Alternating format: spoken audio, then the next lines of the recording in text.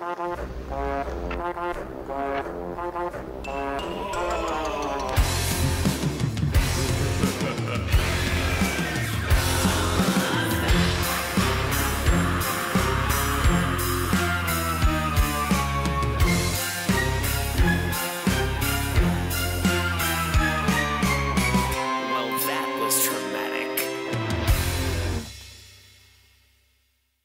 everyone, and happy Halloween. Welcome to the third annual Scary Story Readings. The following stories I'm about to tell you are true and are from you guys, so if they're not true, hey, you, I guess. No, but seriously, thank you all so much for your submissions. I tried to get as many as possible, but there were so many that were submitted that I couldn't really read all of them. Nevertheless, there's always going to be next year, a new Traumathon, a new year. So if you ever want to come back and try telling your story again, just come back 2022 and we'll start it all over again. So after uploading about 8 videos today, all of which I hope you guys enjoyed, this one's going to be a lot more mellow. Not really any fancy editing other than having a wallpaper engine in the background. Some of these you might recognize from last year's reading, but there are a few new ones, and really this video is just for you guys just relax, enjoy as I read all these stories. So get out your trick-or-treat candy, or if you're too old, bring out your credit card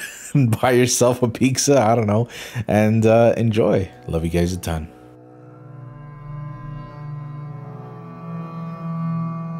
This story is by PSI Blast. Here in Chicago, we have a cemetery named Bachelor's Grove. It's positioned deep in the woods and well known for its ghost sightings and hauntings, and has its fair share of dedicated ghost hunters that set up cameras and educate people on the history of the property. The cemetery itself is tiny and only has around 200 graves. In order to get there, you need to walk down a long gravel road that is blocked off to cars, forcing you to walk on foot deeper into the woods. It is completely surrounded by old, rusty wire fencing, and in the back of a cemetery there is a shallow, swampy pond. Many of the graves belong to children, and some have been decayed so badly that there is no telling who is buried there. You have to take special care in not stepping on any graves. In 2012, the Travel Channel show Ghost Adventures sent their crew to investigate the cemetery, which goes to show how infamous it is. Anyways, my mom was extremely adventurous and loved the show, so she took us. This was in the bright daylight, mind you, since everyone was terrified to go in the dark. After we walked down the long gravel road and entered the cemetery, the only people there were a group of ghost hunters who apparently dedicated tons of time to capturing the ghosts at Bachelor's Grove, and the same crew Ghost Adventures met on their exploration. The cemetery and swamp were scary on their own, but there were also several trails leading off deeper into the woods near the cemetery. Apparently at one point there was a family that lived in these woods, and there were sightings of the ghostly house that once stood there, and we wanted to see if we could see anything poking out from the brush. After walking for a bit, we came to a fork. To the left, we went deeper into the forest, and to the right, we went across a small stream and up a hill. Being an adventurous kid, I immediately opted to jump over the stream and up the hill, but when I got to the top, shivers ran up my spine. Something seemed different. It was almost as if the forest was quieter, and something about the air seemed menacing. I immediately stopped. In front of me was a gigantic clearing in the forest, and the trees surrounding it seemed straight, unnaturally straight, like someone had physically bent them all upright.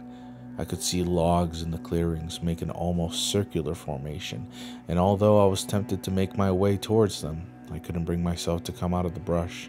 I didn't feel safe stepping into the clearing. My mother and my brother were close behind me, and they instinctively stopped too. There was silence before my mom uttered, "We should go. I don't think we should be here. We need to go." There was no hesitation. I immediately turned around and bounded down the hill again. I didn't know why I was afraid, but I was unsettled. I grew up around the forest. I loved the outdoors, but something instinctively grounded me to the spot. It didn't let me go into that clearing. Later that night when I went home, I mentioned this to my friend. She told me that trees straight up are a sign of dark or demonic energy, and that something was not right. Upon researching more on Bachelor's Grove, I discovered that there was, in fact, Satan worshipping, and desecrating performed here, and there was likely not a better place to do it than that unnaturally artificial-looking clearing. I don't know what kind of demonic energy I may have been subject to that day if I stepped foot into that clearing, but I'm glad I didn't. I'm just glad we all followed our gut feelings. This next story is by Mr. Shiwu. So this is a story I've been wanting to share for a while. One night, back when I was in 3rd grade, I randomly woke up in the middle of the night, and for the life of me, I can't remember why. For some reason, something compelled me to check under my bed, and so I leaned over the edge and peeked under. Again, I don't really remember why I did this. It was over a decade ago, and I was super tired, but what I saw under my bed still remains vividly in my mind. I was greeted by a face with empty eye sockets, a heavily bandaged forehead, and a jaw that was hanging open wider than any normal person would be able to. The skin was super wrinkled and colored a pale gray, though I'm not sure if that was just from the dark lighting it or if it was actually gray skin. After seeing this, I immediately jolted back into bed and buried my face into my pillow, forcing myself back to sleep out of sheer fear. I try to be generally skeptical about things, and I don't really believe in the paranormal, even though I find it fascinating. But this experience has legitimately traumatized me to the point that, for years, I refuse to check that particular side of the bed, especially at night. I like to think that this was just an incredibly vivid and realistic nightmare, or possibly a case of fucked up pareidolia, but neither of those answers feel truly satisfying. There was nothing under my bed at the time, so that makes pareidolia hard to justify, and if it really was just a dream, it is hands down the single most immersive dream I have ever had. For me to comfortably write it off as just a dream. If you guys have any other ideas, please share them. I'd love to hear your takes on this. By the way, Goose, if you see this, you're a real trooper, man. I know this month has been real rough for you, so major props for keeping up the good work as always. Thank you. That's nice of you. It's fine. I've been okay. I've dealt with worse. Don't worry, bro. Here's a short one by Anetter. Really short, but this event pops into my head every now and then. When I was about 12-ish, I was lying in bed, not being able to go to sleep, when I felt my cat jump onto my bed and nestle right next to my legs. At first, I didn't pay mind to it, until I heard my cat meowing from outside my window, wanting to be let in. And whatever was sitting next to me had disappeared. Another really short one by Right Behind You. Fairly short one here. One night, my sister and I were talking in the kitchen next to the window. While we were talking, I saw something pass the window and into the driveway. I asked my sister if she saw it, and she said yes, so we went to look outside. We frequently have stray cats come into our driveway. However, we didn't find anything. It couldn't have been a cat or a human, as the speed was almost inhuman. However, the silhouette looked almost human. I'm pretty sure this is one of the few reasons for why we got motion sensor lights. We still don't know what that thing was. This next story is by Lurker. So to preface this story, I have to start with the fact that I have lived in a haunted house and have had several positive and safe paranormal encounters. Ever since I was little, I've always been fascinated with true crime, horror, and the occult. I say this because I have no solid paranormal explanation for what I'm going to lay out. For about the last 5 years, I have been experiencing touches. They're not from any living being around me that I can determine. Sometimes they come in forms of taps, pinches, or strokes, and others in the same fashion as a cat would crawl around the bed in my lap. They can be scary at times, but overall they seem to be harmless, even friendly sometimes. If it were just the cat-like qualities, I would have chalked it up to just our old cat paying me a visit from limbo. However, one time, in the early morning hours, 4 to 5 a.m., I was awoken from some of these touches trailing down my leg. My immediate response was, "Great, there's some sort of bug on me." But when I went to kick my leg, I realized that I was in a state of sleep paralysis for the first time.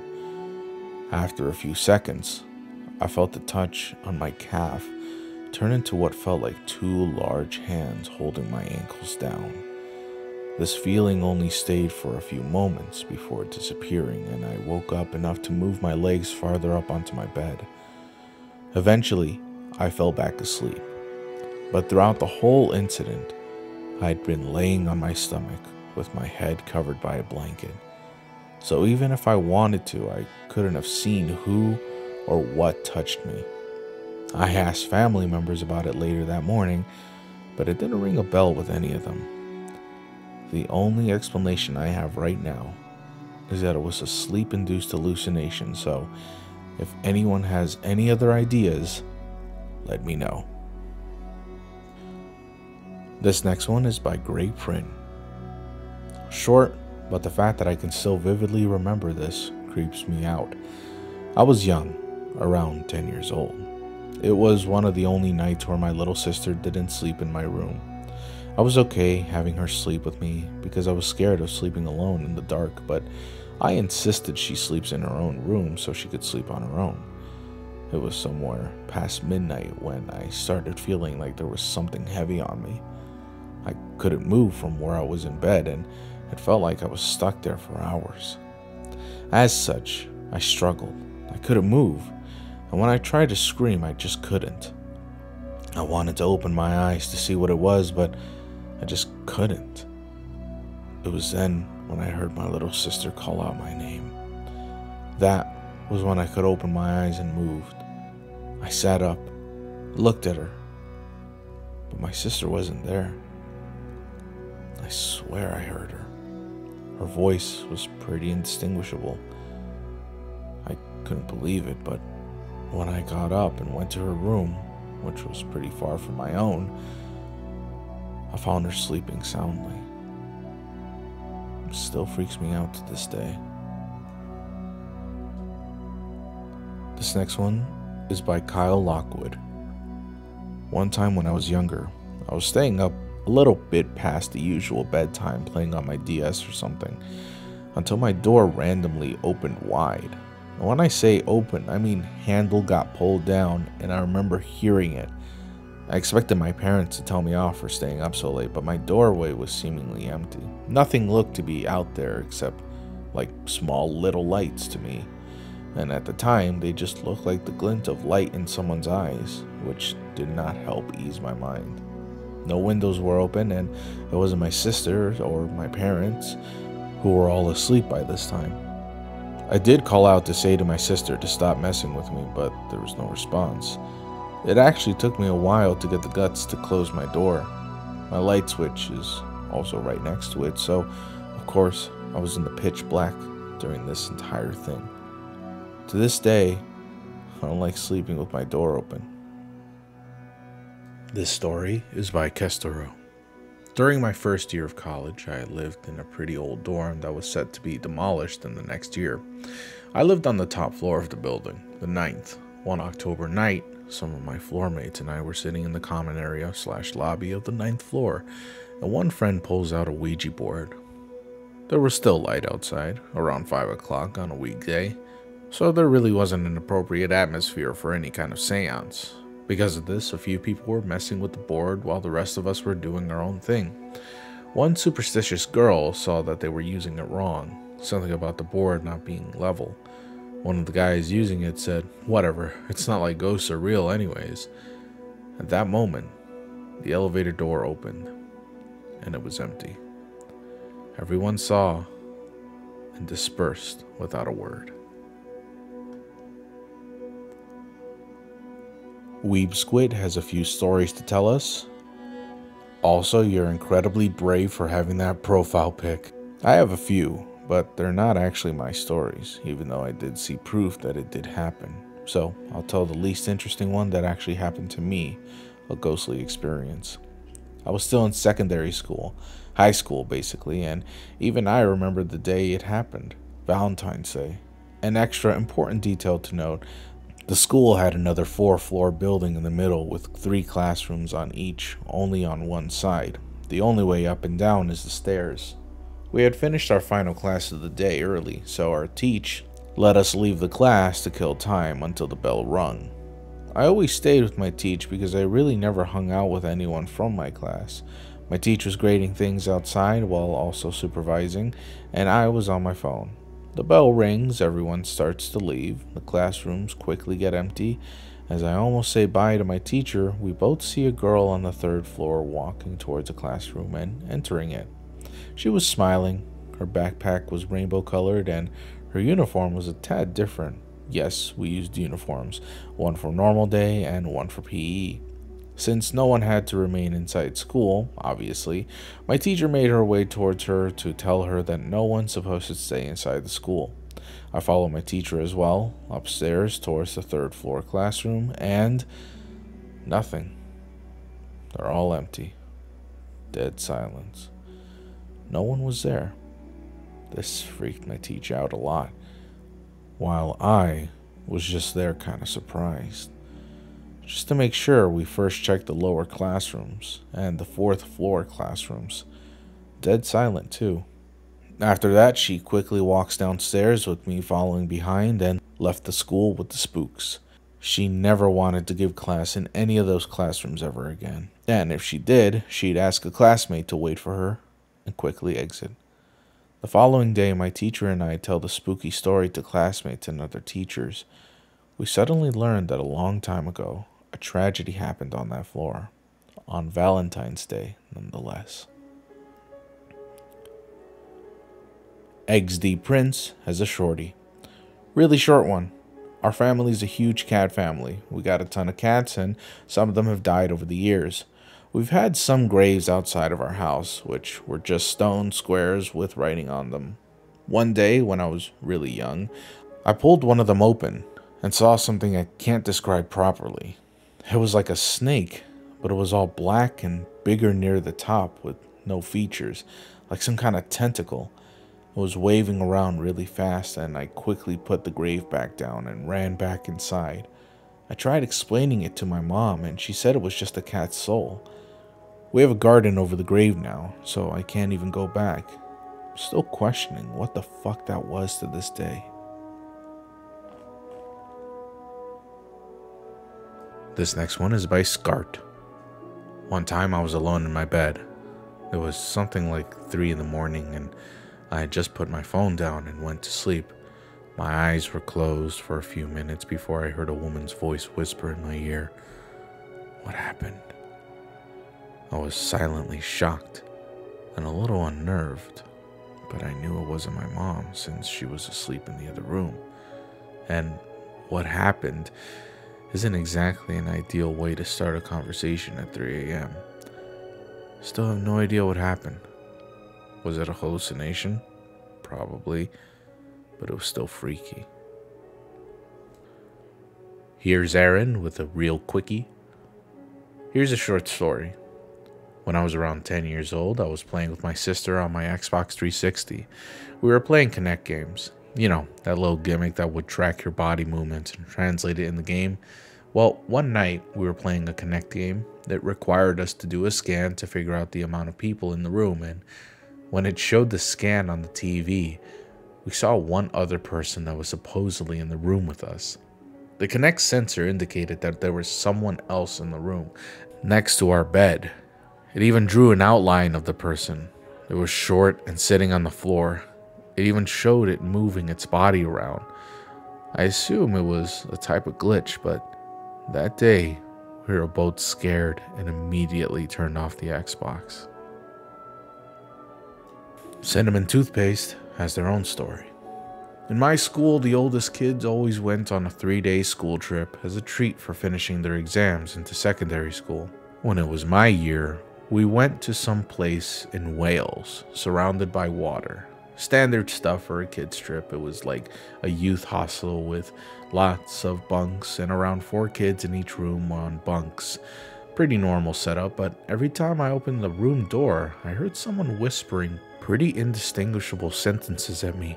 garbled speech. Now it could just be the door creaking, but it sounds like a barely audible whisper, not the kind of shrill squeak a door makes. It freaked me out so much, and what was worse, it was only that door. No other doors did that, and I was convinced the room was haunted. After the 3 days were done, while I was heading back, I swear the door waft said goodbye in the same whispery tone. I still wonder what that was, and I don't think the other girls heard it. I still can't explain why that happened. Mary has a very unique last name that I'm not even going to bother pronouncing, but they also have a pretty cool story. My horror story is honestly an odd one from when I was about 10 or so. This was around the time my mom stayed as a stay-at-home mom, and my dad would work really late shift as his clients were rich people flipping beach houses, so I'd rarely see him until 12 p.m. if I'm lucky enough. But one day, our bathroom light went out, and my mom didn't know how to replace it, and my dad, being like miles away, couldn't just drop from work and drive all the way home for one small light bulb. So the whole day, we had to use the bathroom with no lights, especially at night, which for me wasn't a big issue. We had a tiny window which left in some light, and I'd keep the door open to get light from the hallways. But during a small night trip to the bathroom, after drinking a shat ton of Gatorade while watching Cartoon Network, I just sat there and I heard a voice say, "Hello." I didn't respond because, what the fuck? Shit shocked me, but when I turned around to the window, whoever that was there just responded, "Boo," at me and laughed as I ran off. Pants around my waist, screaming bloody murder. I just pulled them up and told my mom I heard a man's voice in our bathroom, with her only response being, "It's probably just your padrino, kiddo. Go back to your room." Here's the thing. My padrino wasn't home. Neither was our other closer neighbor. Both of them were also working dads, one being a mechanic and the other being a business guy. None of them have access to our backyard, and neither of them were home at the time. I don't know who was in my backyard that night, but they were certainly peeking through our bathroom window. I couldn't even see their face, so I couldn't even tell if it was a stranger or not. Nothing else happened that night, but I feared using the bathroom in the dark after that.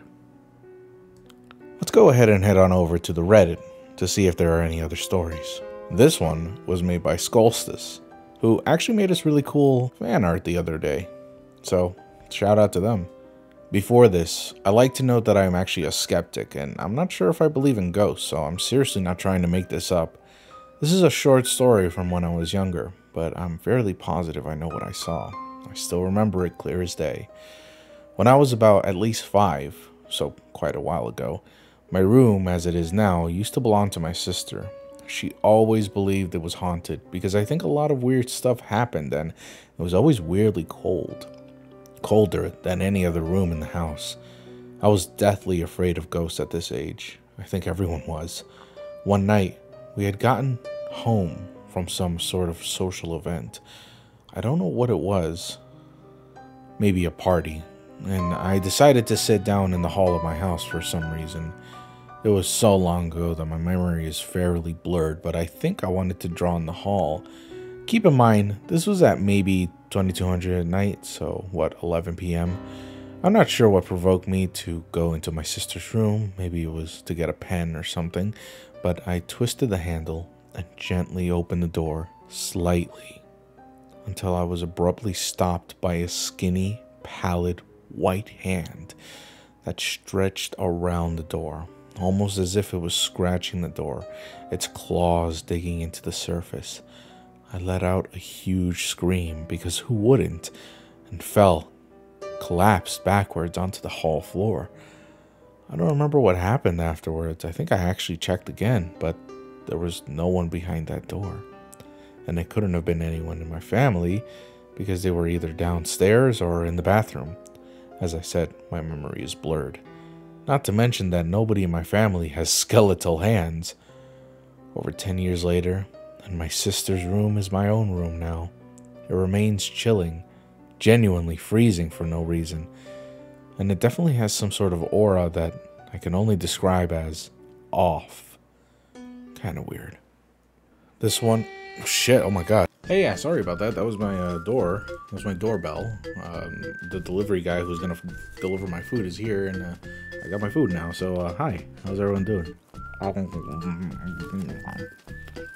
It's my first meal. I haven't eaten anything in like hours. It tastes great though. It's a sandwich from Subway. Meatball marinara. I'm probably the only person who fucking loves this. But I do. I'm not a pedophile, so please don't. Oh my god, I feel so much better. I can see again. My head doesn't hurt anymore. Okay. Let's continue with the spookies. Where was I?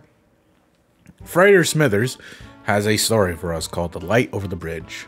When I was a teen, about 10 years ago, I used to visit my mom's family in the countryside regularly.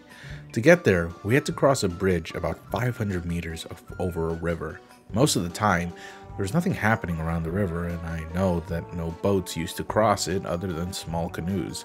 The water was too close to the bridge for anything larger to be able to pass, and it had the most beautiful view during sunsets. But then there was this one time when my mom, who was driving the car, my aunt sitting in the back, and myself sitting next to my mom were crossing the bridge in the middle of the night to get back home. We were the only ones there and everything was normal, until suddenly a very strong white light started flashing in a way similar to when we blink our eyes very fast. The light flashed for what appeared to be a minute or so, but for some reason, no one reacted to it until it had stopped. I asked my aunt if it was her taking pictures on her phone, as back then she used to do that a lot, but she denied. I didn't do anything, and my mom couldn't do anything either, since she was concentrating on driving.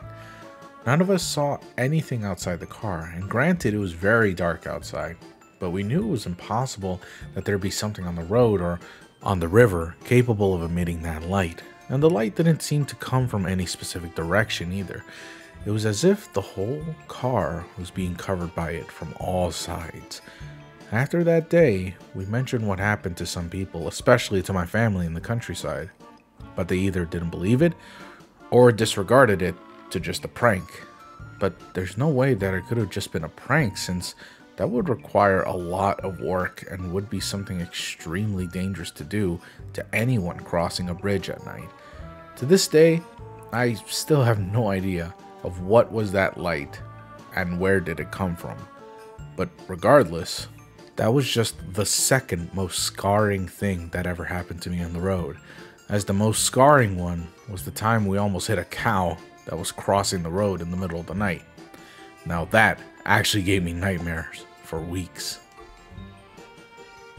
I have no idea, but they have a story at least. When I was a small child, I would often find it difficult to get to sleep, so I'd just be laying there waiting. The first time this happened, I was in a bunk bed with my older brother. I was about 3/4 and I was laying in my bed. My brother was already asleep by then when I opened my eyes and saw what looked to be a person crouching beside the bed, and it looked like it had some chest hair and weird eyes, like they were concentric rings in all sorts of colors like an archery target, and it had long head hair. I looked at it for a few seconds, blinked, and it was gone. It can't have been sleep paralysis, because directly after it disappeared, I got up and looked down the hallway for it, but it was nowhere. The second time this happened, it was the exact same creature, except this time I was about 6 or 7, and in a different bedroom, still with my brother who was asleep and not in a bunk bed. My bed had a perfect view of the door when I was laying in it. This time I was staring at the door when it peeped its head around for a few seconds, and then it disappeared. Again, I got up looking for the thing, but it just might have been my mom. But it was gone. I heard only a faint, indistinguishable muttering both times. Cluckbuckle has a story called My First and Only Ghost Encounter.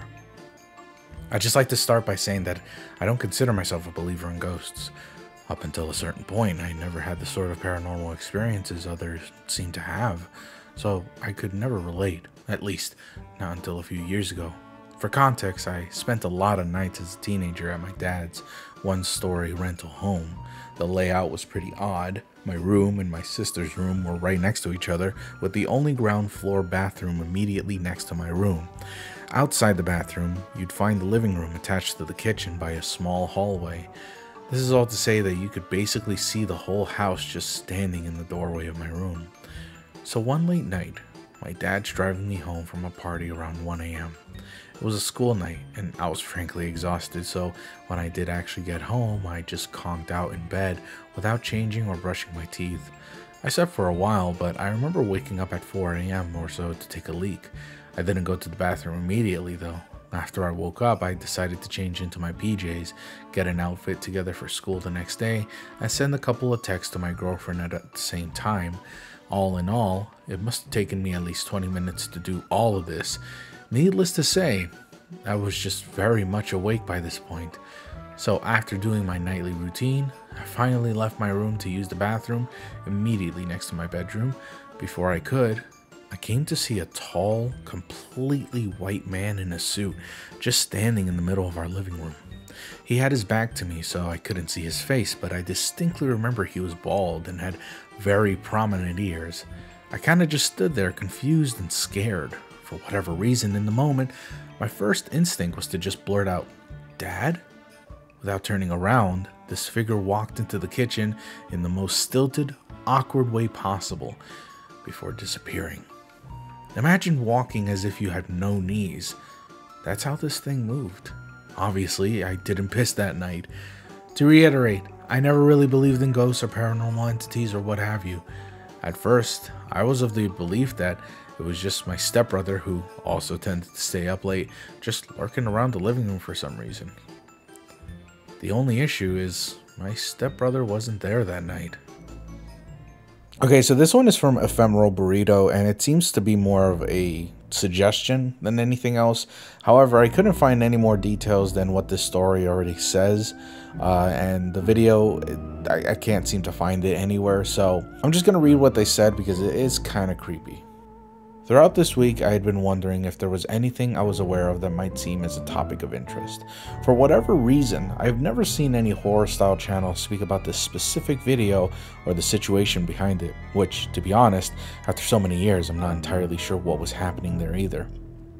When I was a little boy in middle school, YouTube videos were not available to be watched on our phones, as phones with data was an entirely new concept that was barely being worked on.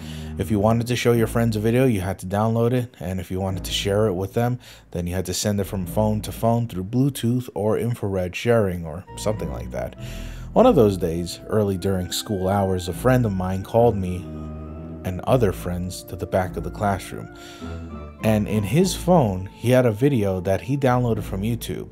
The title of the video was La Muerte de un Emo, or The Death of an Emo. The original title was in Spanish. Now, disclaimer, you cannot find this video on YouTube anymore for obvious reasons. However, you can find it in shady-ass websites. I do not want to be responsible for giving out a link that leads to someone getting a virus, but the video is out there. The video begins with a black and white portrait of a guy as well as a quote with some music in the background. For the life of me, I cannot remember what the quote said, and I have no goddamn idea who the guy in the portrait is. Right after this, the following video begins. The video portrays a number of guys, I want to say young adults, all male, surrounding a young woman, and for whatever reason, pushing her and beating her. The video does not portray any extreme gore or anything like that, but the image can be very uncomfortable to watch, as you can tell the woman is in pain, and who knows how long this has been going on for, especially towards the end. To my recollection, the reason why you can't really make out what is happening or what the condition of the woman is because the video was so low quality, yet at the end, it is very clear what happened. You can see at the end of the video, and just when the woman is laying on the floor, exhausted from God knows how long the beatings and bullying, a guy comes into frame, what I recall to be a big rock, proceeded to, well, that. It has been over a decade since the first time I watched that video, and I've never been able to completely forget it. A few months ago, it came back to me once again, and I decided to do some digging. However, The only lead I ever found was that it was a woman being stoned to death due to religion or homophobia in an Eastern country. I have to say that as this was found on a random website, I do not find it reliable to say the least. Anyways, I hope I'm not breaking any rules. It's just a topic that I've never been able to forget or know exactly what's happening. Maybe Goose or one of you knows something about it too. Good night. Probably not. I've seen a lot of horrible shit in my past, but I don't really recall anything like that particularly. And I'll be honest with you, man, there is a lot of videos like that. As weird as it sounds for me to say, that video doesn't sound all that special when you really compare it to other gory videos and death videos out there. Though if we could ever find it, that would be a special thing in itself. But I really, like the original writer said, I do not recommend going out there and trying to look for that sort of video, because you'll probably stumble upon dozens of gore videos before you actually find that video. So unless you have a strong, fortified mind and you're not really, affected by this sort of stuff, then I still even wouldn't recommend it, because like he said, the website could potentially affect your computer. So it's not worth it. Leafy Boy has a really cool creepypasta. The Arm of the Charred Man. When I was young, maybe 5 or 6 years old. Man, what is it with you guys and seeing horrible shit when you're 5 or 6? I was getting ready for school. I went to the bathroom to brush my teeth and stared at the mirror to make sure I got every tooth cleaned. When I finished, an arm grasped my shoulder. It was blood red to the wrist and charred, a fine black color to the elbow with no upper arm. I turned to my shoulder and there was nothing. There's 3 reasons why this proves the existence of ghosts to me.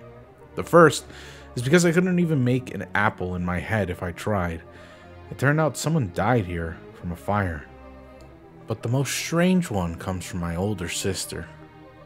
She saw a red humanoid in her dream after I saw the arm. The Arm of the Charred Man. Apocalypse Moose was also cursed at the age of 6 or 7, so here's their story. I don't think I have much in the way of childhood trauma as far as just spooky stuff goes, but there was one thing. It was when I was 6 or 7, so I may misremember a few things. But anyway, me, my family, and my grandpa all went out on one evening to eat somewhere. I think it was Ponderosa's Steakhouse. When we got back to his house to drop him off at around 10 p.m., I saw something that really weirded me out to this day. My grandpa was a farmer, so he was mostly surrounded by fields. And across the field, in front of his house, were a few rural houses. Well, when my family and I were walking back to our car, I looked out across those fields in one of the yards, and I saw something.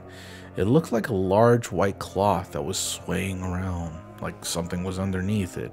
Basically a bedsheet ghost, but I figured calling it that would detract the terror. I asked my family what that was over there across the field. Fortunately, they did actually see it, so I wasn't just hallucinating.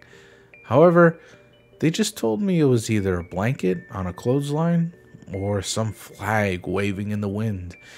Being a naive little kid, I just took their answer and we went home.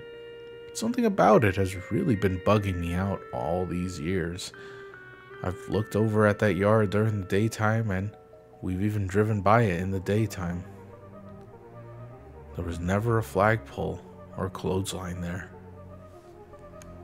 Taking a break from the supernatural, let's take a look at Jarvis the dentist's suggestion. So back in high school, I didn't really have a lot of friends.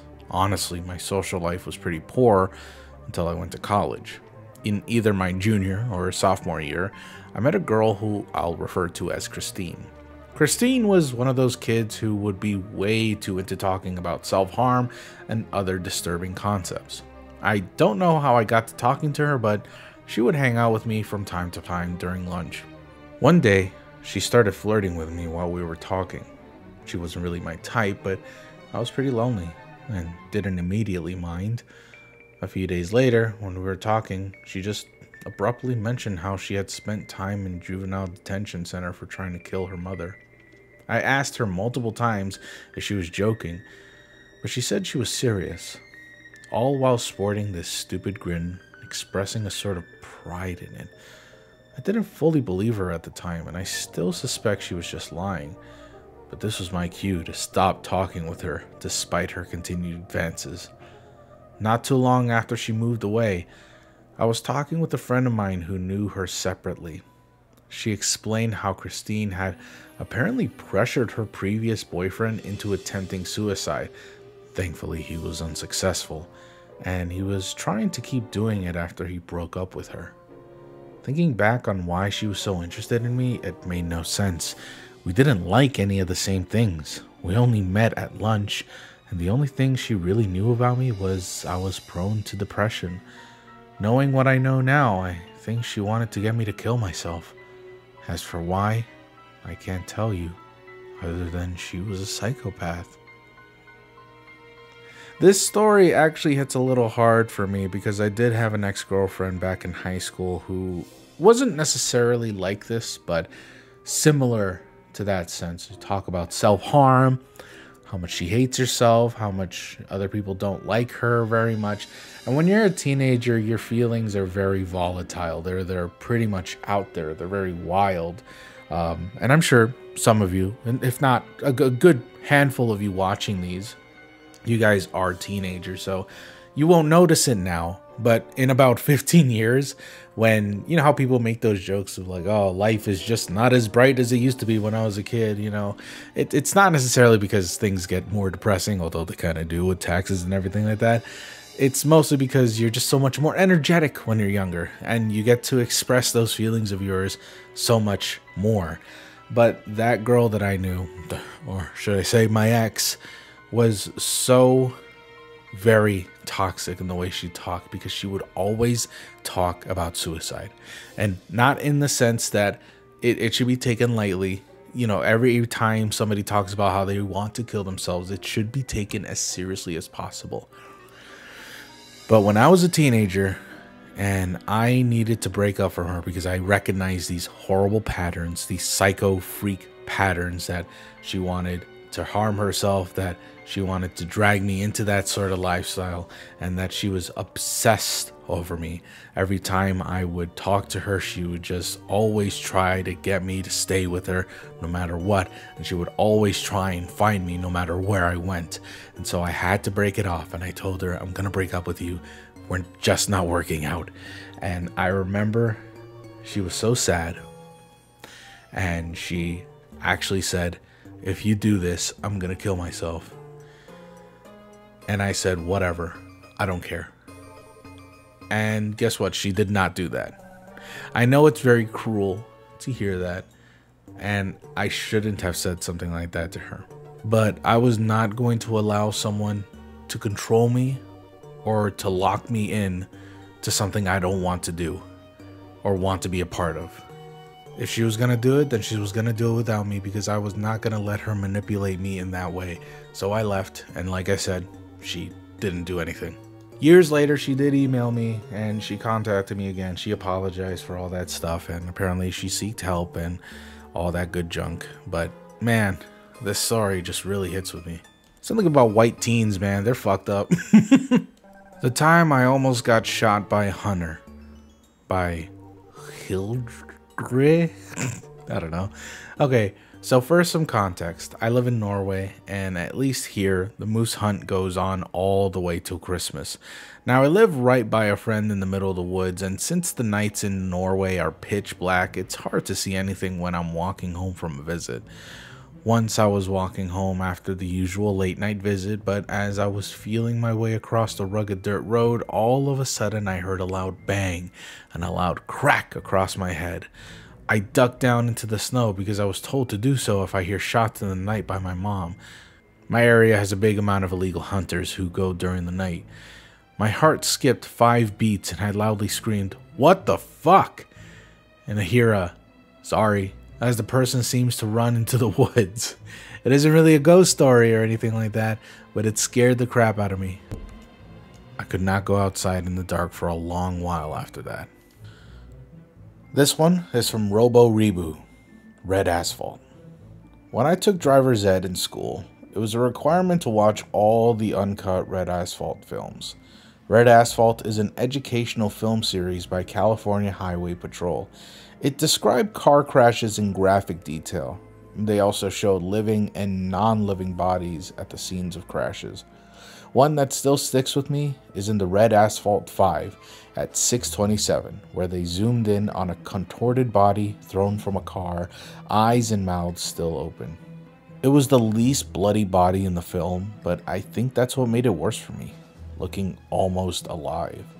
It led to bad car anxiety for me. Even today, every time I drive, I remember the bodies. This story, I think it's something we can all relate to as Americans, and I'm not sure if it's the same for other countries out in the world. I'm sure you guys have your own version of like scaring teenagers to not do stupid shit with cars and whatever. The most popular nowadays is with texting. But I remember when I was a kid, we saw some similar shit, and we had, I believe, the sheriff from our town actually tell us all about like driving safety and showed us a bunch of horrible, really horrible images and videos of like dead bodies. These were really, really, really graphic. And it's funny because I remember when we were maybe around sophomores, we heard from the juniors or maybe the seniors, people who were about to get their licenses, that they were watching this because, obviously the sheriff was showing them this. So we knew since we were sophomores and probably since we were freshmen that we were going to watch this someday. But the most fucked up thing that I think that sheriff did, truly fucked up, was not only did he show us those really graphic images of dead people in cars and all these situations, but he showed one of our dead classmates. No fucking joke, he showed one of our dead classmates. Because this classmate, after winning a football game sometime in October, I want to say maybe November, he had a terrible car accident. And it was because he was drunk alongside with his friends, and they all pretty much crashed right in front of the high school. I think they were celebrating in the high school and drove out into the parkway and just died like 2 blocks away. It was really not that far. And now when I say he showed a picture of it, it wasn't like the mangled body or anything, but he showed just like when he was alive. And it fucked us up because this was someone we all knew, and he was a really popular kid. He was like one of the jocks, but he wasn't a dick. He was like a really nice dude. And this dude, this sheriff, had the gall to show us one of our classmates that we actually loved and said, "What a shame, what a shame. A really young man might have made something out of his future." And we even heard like some of his friends, his close friends, like cry immediately. Oh, it was so bad. It was so bad. And also after we were done, we saw the cheesy, like a cheesy play of like dead bodies. It's dumb. They always do that stuff. It's shit. Alright, well, I guess I'm gonna end it right here. I'm sorry, everyone. I really wanted to do 88 because there were a lot of stories submitted. At the very least, I wanted to do 33 stories. However, and I hope you understand, it's Halloween night, and I'm kind of working on a holiday, which is my holiday, the holiday that I love the most. So I would rather get this work done than to miss out on one of my favorite holidays ever. So apologies. I really hope you guys understand. And you know what? I know you will, because you guys have been incredibly understanding, incredibly patient, and so kind to me. I had really bad hiccups this past month. Like, you already saw the update video. You know what happened. And that just turned my entire Traumathon marathon into like a huge spiral downwards. And I was incredibly depressed. I considered quitting several times. But Jelly, believe it or not, my girlfriend, was the one who pushed me forward and constantly told me you can do it. So you have her to thank for having as many videos as I could possibly have made. It's not 31, unfortunately. I couldn't make one every single day, but I am satisfied with the amount that I've made for you and the feedback that you guys have given me. Huge shout outs to Andy Negative. Please check out his content. I think he's really cool. I think his music is great. And also Shout outs to Jelly again for not only helping me mentally throughout this entire month, but also for just making the 3D assets in the intro. I'm glad you guys enjoyed this month. I'm glad you guys still love Traumathon 3, even if it wasn't the best out of them all, even if it had some shortcomings. I'm so proud of this community, and I'm so very happy to have you all. You guys are really just amazing, and I'm so happy that you guys were part of this again. But I learned my lesson. I'll do it even earlier than before. I'll give myself a whole 5-month head start next time I do Traumathon 4. I love you guys so much. Thank you all so much for sticking around. I guess you can consider this the season finale of Goose Boose content. I will be gone for about a few months. Wait, no, I mean a few weeks. Jesus, that's a Freudian slip. But no, I'll just be gone for a couple of weeks. Just gonna take a huge break. Gonna be on hiatus. Don't expect any content out of me until like Thanksgiving or maybe even Christmas. I hope you guys will be there while I'm gone. And yeah, thank you so much. Thank you so much for being there for me. I love you guys a ton. I'll see you guys next time. Oh, by the way, if you have Final Fantasy XIV, I'll be in the Exodus server. My name is Gonzo Tenmiras. Here I am. Yeah, if you play that game, I've been playing that all day long, all week long, all month long since September. So please, give me a shout out, give me a wave if you are in Exodus. Also, I'll probably be streaming again soon. Just give me at least a week to recover from this horrible mess of work that I've been doing. All right, that's enough. Thank you guys so much. I love you all a ton. Happy Halloween. I'll see you next time. Bye.